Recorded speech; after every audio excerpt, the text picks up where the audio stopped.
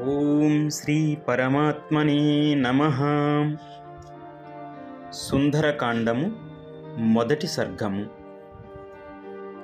జాంబవంతుడు ప్రేరణతో అరవీర భయంకరుడైన ఆంజనేయుడు ఆ మహేంద్ర గిరి పైకి సీత యొక్క జాడను అన్వేషించుటకై సముద్ర లంఘనము కొరకు ఎక్కి ఆ ధీరుడు ఆ శిఖరము పైన తన మెడను శిరస్సును వృషభేంద్రుని వలె నిటారుగా నిలిపి సంచరించెను.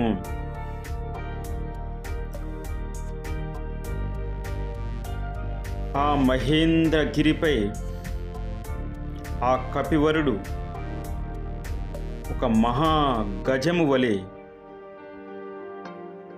బాసిల్లెను. అతడు సూర్యునకు, మహేంద్రునకు, వాయుదేవునకు, బ్రహ్మదేవునకు, ఇతర దేవతలకు అంజలి ఘటించి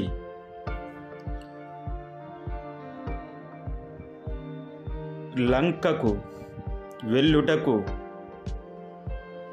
సముద్రమును లంఘింప నిశ్చయించుకొని ఆ వానరులతో ఇట్లు పలికెను.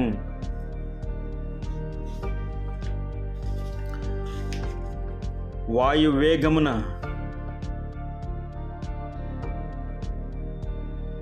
లంకకు వెళ్ళెదను. అచట జానకీ మాతను కాంచజాలనిచో అదే వేగమున సురలోకమునకు పోయెదను. ఆ స్వర్గమున కూడా సీతాదేవి దర్శనము కానిచో ఆ రాక్షసరాజైన రావణుని అవలీలగా బంధించి తీసుకుని వచ్చెదను. ఏది ఏమైనను కృతకృత్యుడనై సీతతో సహా తిరిగి వచ్చెదను.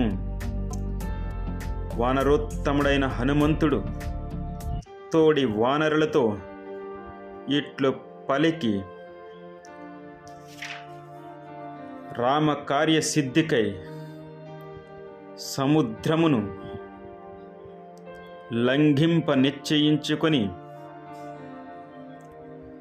తన శరీరమును మహేంద్రగిరిపై పెంచెను.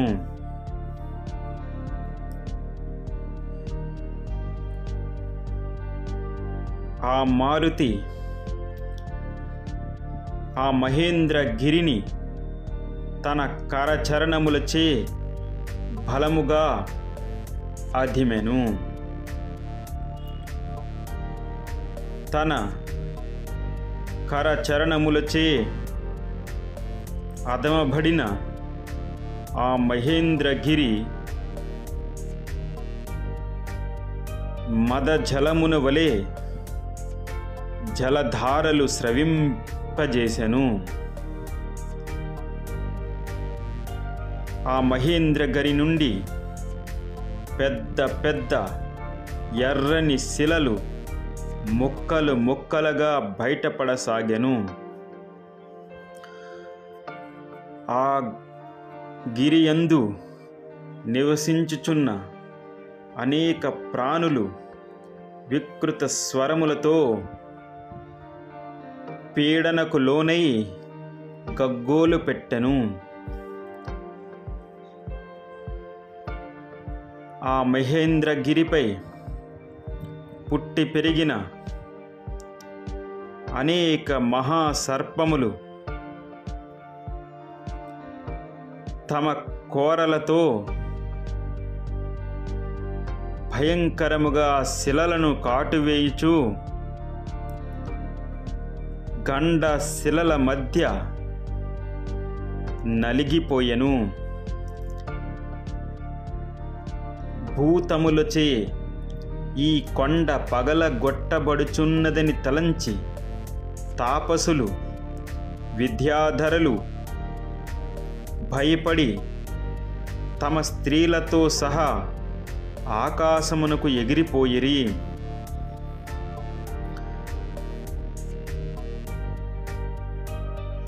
వారి బంగారు పాత్రలు, అమూల్యమైన కనక వస్తువులు భయముతో అచటనే వదిలి వెళ్ళిరి. విద్యాధర స్త్రీలు హారములను, అందెలను, కరకంకణములను ధరించియుండిరి. వారు అంతరిక్షమున నిలిచి ఏమి జరుగుచున్నదాయని వీక్షించిరి. అప్పుడు నిర్మలాకాశమున నిలిచియున్న ఋషులు, చారణులు, సిద్ధులు, పర్వతాకారుడైన వాయునందనుడు హనుమంతుడు సముద్రమును లంఘింపదలుచుచున్నాడు, శ్రీరామ కార్యార్థమై సుగ్రీవుని ఆజ్ఞ మేరకు సముద్రము యొక్క ఆవలి ఒడ్డుకు చేరగోరుచున్నాడు అని పలికిన వచనములు ఆ విద్యాధరులు వింటూ ఆ వానరోత్తముని మహేంద్రగిరిపై చూచిరి. ఆ పర్వత సదృశుడైన ఆ మారుతి వడలు విరిచి ప్రళయ కాల మేఘము గర్జించినట్లు ఒక మహానాదము చేసెను.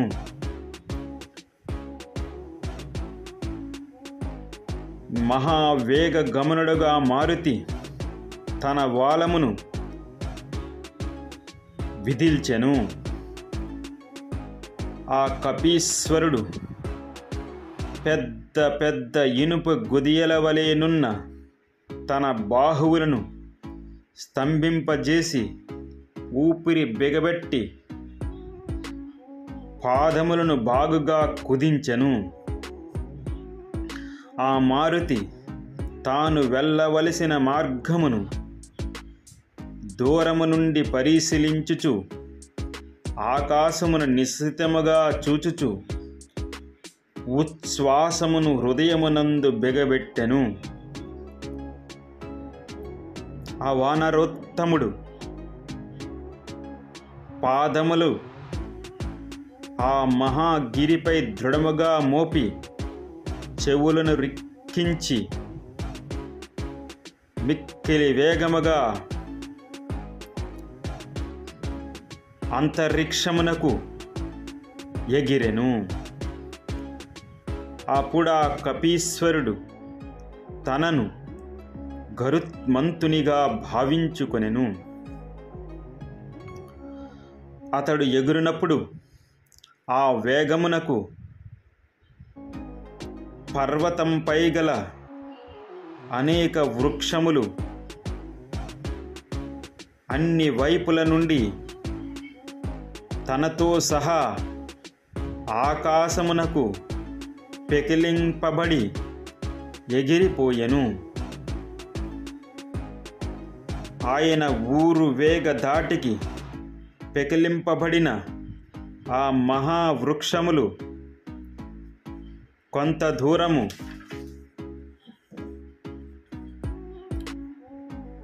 ఆయనను అనుసరించెను. తరువాత ఆయన వేగము నుండి విడివడి నీటిలో పడి అంతటా వ్యాప్తి చెందెను.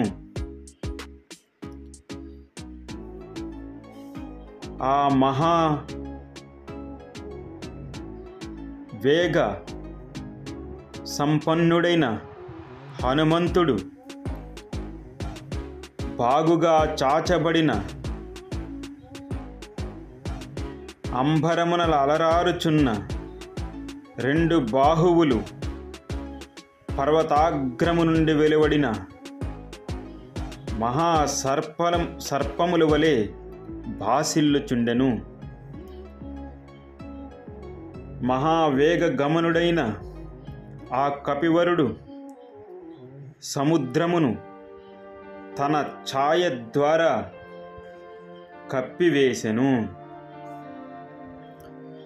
వానర శ్రేష్ఠుడైన మారుతి యొక్క నేత్రములు ఉదయించుచున్న సూర్య చంద్రుల వలె భాసిల్లుచుండెను. అతని నాసిక సూర్య మండలము వలె విలసిల్లుచుండెను. ఆయన వాలము మహోన్నతముగా పైకి నిలిచి ఇంద్రధ్వజము వలె శోభిల్లుచుండెను. సముద్రమును లంఘించుచు పోవుచున్న ఆ వానర వీరుని బాహుమూలముల ద్వారా వాయువు మేఘ గర్జన వలె ధ్వనింపసాగెను. హనుమంతుడు ఆకాశమున సాగిపోవుచుండెను. ఆయన ప్రతిబింబము నీటిలో కొంత మునిగి మరికొంత పైకి తేలుచూ ఒక నౌక వలె కనబడసాగెను. వాయువుని హనుమంతుని గమన వేగమునకు ఏర్పడిన బలమైన వాయువు మేఘముల నుండి వెలువడు భయంకర ఘోషలతో ఘూర్నిల్లుచున్న సముద్రమును కంపింపజేసెను. వాయునందని వేగముచే సముద్ర జలము పైకి ఎగిసిన ఆకాశమందంతటను వ్యాపించి శరత్కాల మేఘము వలె విలసిల్లెను. ఆ హనుమంతుడు మేరు మందర పర్వతముల ఎంత ఎత్తున ఎగిరి పడుచున్న ఆ సముద్ర తరంగములను దాటి ముందుకు సాగెను. సముద్రము యొక్క జలములు వాయునందని వేగమునకు అటూ ఇటూ తొలగిపోవుటచే లోపల ఉన్న తిమింగములు, చేపలు, తాబేళ్ళు మొదలగు అనేక జలచరములు కనబడుచుండెను. సముద్రమునందలి సర్పములు హనుమంతుని గరుత్మంతునిగా భావించి బీతిల్లి దాక్కొనుచున్నవి. ఆ వానరుని నీడ 10 యోజనముల పొడవుతో 30 యోజనముల వెడల్పు గలదై కనబడుచుండెను.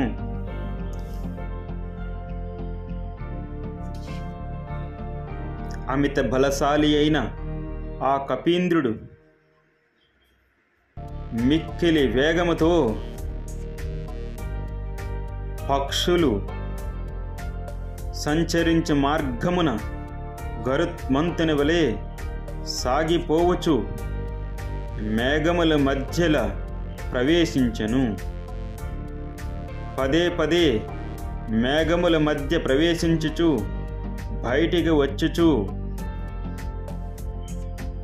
చంద్రుని వలె గోచరించెను. అతి వేగముగా ఆకాశమున ప్రయాణించుచున్న హనుమంతుని చూచి దేవతలు, గంధర్వులు ఆయనపై పుష్పవర్షములు కురిపించిరి. వాయుదేవుడు చల్లగా వీచుచు ఆయన శ్రమను తొలగించెను. అంతరిక్షమున ప్రయాణించుచున్న మహా తేజస్వియగు హనుమంతుని మహర్షులు, దేవతలు, గంధర్వులు ఆయనను ప్రశంసించుచు కీర్తించిరి. ఏ మాత్రము అలసట చెందక శీఘ్రముగా పయనించుచున్న కపివరుని గాంచి పక్షి గణములన్నీయు స్తుతించెను. వానర పొంగవుడైన ఆ హనుమంతుడు అటుల సాగిపోవుచుండగా ఇక్ష్వాకు వంశము యొక్క కీర్తి ప్రతిష్టలను కోరుకున్నట్టి సాగరుడు ఇట్లు తలపోసెను. వానరేంద్రుడైన హనుమంతునకు సహాయపడవలెను. నేను ఇక్ష్వాకు ప్రభువైన సగరుడే వలనని ఇక్కడ ఉన్నాను. ఆ ప్రభువు ఇక్ష్వాకు వంశ సచివుడు కావున ఆ ఇక్ష్వాకు వంశ శ్రీరామచంద్ర ప్రభువు కార్యార్థము వెళ్ళుచున్న హనుమంతునికి ఆ కపీశ్వరునకు తగున రీతిగా విశ్రాంతి సమకూర్పవలెను అని భావించి సముద్రుడు నిండు మనస్సుతో జలములో దాగి ఉన్న గిరిసత్తముడును బంగారు శిఖరములు గలవాడును అయిన మైనాకునితో ఇట్లు అనెను. ఓ మైనాక, దేవరాజైన ఇంద్రుని కారణముగా పాతాళవాసులైన రాక్షసులకు అడ్డుగా నీవు ఇక్కడ నిలిచి ఉన్నావు. ఆ రాక్షసులు బయటకి రాకుండా పాతాళ ద్వారమును మూసి ఉన్నావు. ఓ మైనక, అన్ని వైపులకు పెరుగుటకు నీవు సమర్థుడవు. నీవు ఇప్పుడు ఒక కార్యము చేయవలసి ఉన్నది.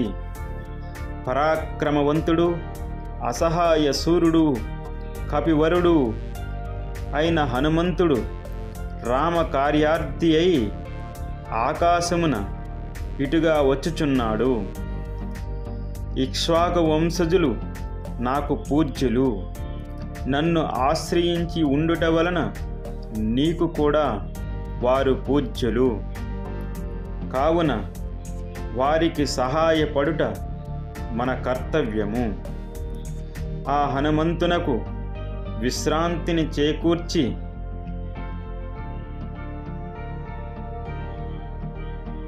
కార్యమును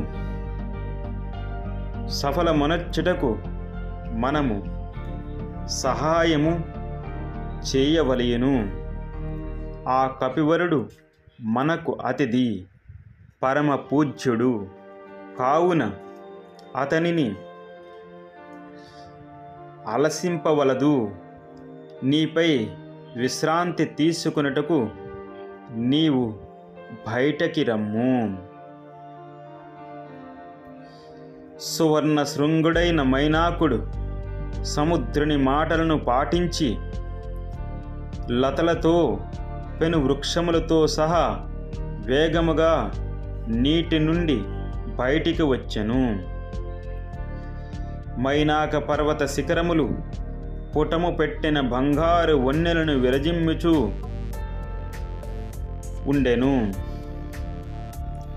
సువర్ణములై స్వయం ప్రభలతో వెలుగొందు శిఖరములతో విరాజిల్లు ఆ గిరీంద్రము వందల కొలది సూర్యులతో సమానముగా మిరమిట్లు గొల్పుచుండెను.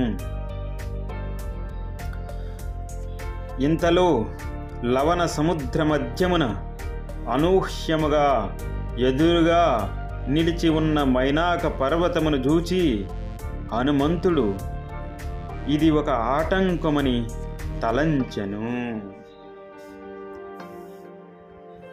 తర్వాతి శ్లోకాలు రేపు విందాం. జై శ్రీరామ్.